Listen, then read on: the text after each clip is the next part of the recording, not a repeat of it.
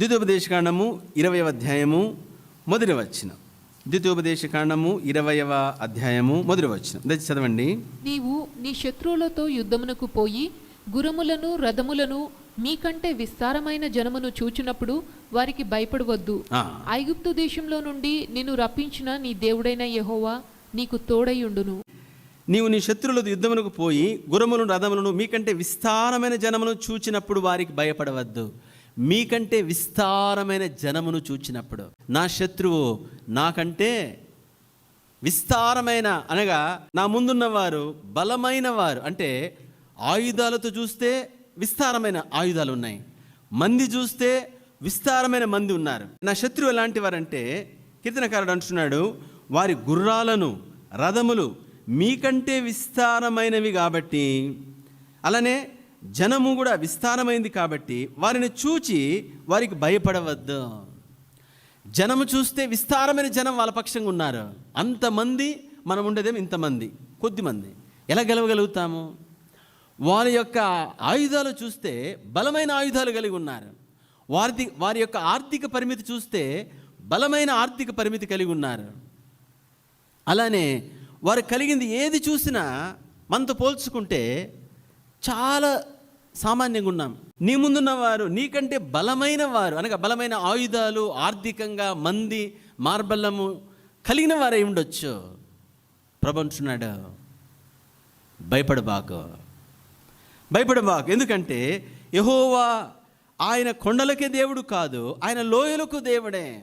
రెఫాయిము నీ ముందు బలమైన ఆయుధాలతో వచ్చారు, నిలబడ్డారు. దండుగా వచ్చి విస్తారమైన సమూహంగా వచ్చి నిలబడ్డారు. ఫిలిస్తీయులు దండెత్తి వచ్చి రెఫాయిము లోయలో దిగగా విస్తారమైన సైన్యం వచ్చారు, మొత్తం ఆవరించి ఉన్నారు. ప్రభు అంటున్నాడు, నువ్వు భయపడబాకు. ఎంత ఆయుధాలు కలిగిన వారైనా లేదా ఎంత మంది కలిగిన భయపడబాకు. ఎందుకంటే చూడండి, 20వ కీర్తన 7వ వచనం, కీర్తన 27 చదవండి. 20వ కీర్తన 7వ వచనం. కొందరు రథములను బట్టి కొందరు గుర్రములను బట్టి అతిశయపడుదురు, మనమైతే మన దేవుడైన యెహోవా నామమును బట్టి అతిశయపడదు. దేవుని బిడ్డ, మన విజయం అనేది మనము కలిగి ఉన్న వాటి మీద కాదు. అర్థమవుతుందండి?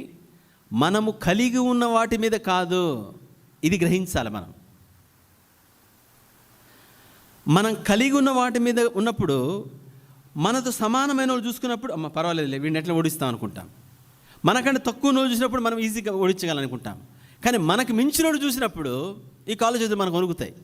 ఎందుకంటే మన విజయము మన మీద ఆధారపడినప్పుడు, అనగా మన బలము, మన యొక్క ఆయుధాలు, లేదా మన యొక్క ఆర్థిక పరిమితి, మన యొక్క ఇన్ఫ్లుయెన్స్ దీని మీద ఆధారపడినప్పుడు కానీ మన బలం అది కాదు. అందుకోసమే వాళ్ళేమిటి, నాకు ఇన్ని గుర్రాలు ఉన్నాయి కాబట్టి నేను గెలుస్తాను, నాకు ఇన్ని ఆయుధాలు ఉన్నాయి కాబట్టి నేను గెలుస్తాను. చూడండి, దేవుడు ఏం చేస్తాడంటే, దేవుడు తన మీద ఆధారపడడానికి నేర్పించే పాఠాలు చూస్తే అద్భుతమైనవి. దేవుడు తనను బట్టి అతిశయించే వాడి కోసం ఎదుగుతాడనమాట. మనకి ఏముందో దాన్ని బట్టి అతిశయిస్తున్నామంటే దేవుని గ్రహించలే మనం. నీకు ఏముంది కాదు నీ ఆధారము లేదా నీ అతిశయం ఏమిటంటే ఆయనే ఉన్నాడు. నువ్వు ఎవరితో ఉన్నావో అది నీ బలం. కాబట్టి ముందు ఏముంది కాదు, మన ముందు ఎవరున్నారు కాదు, లేదా మన డబ్బు కాదు, మన ఇన్ఫ్లుయెన్స్ కాదు, మన అనుభవం కాదు, ఏది కాదు. విషయం ఏమిటంటే మన బలము ఆయనే ఉంటాడు.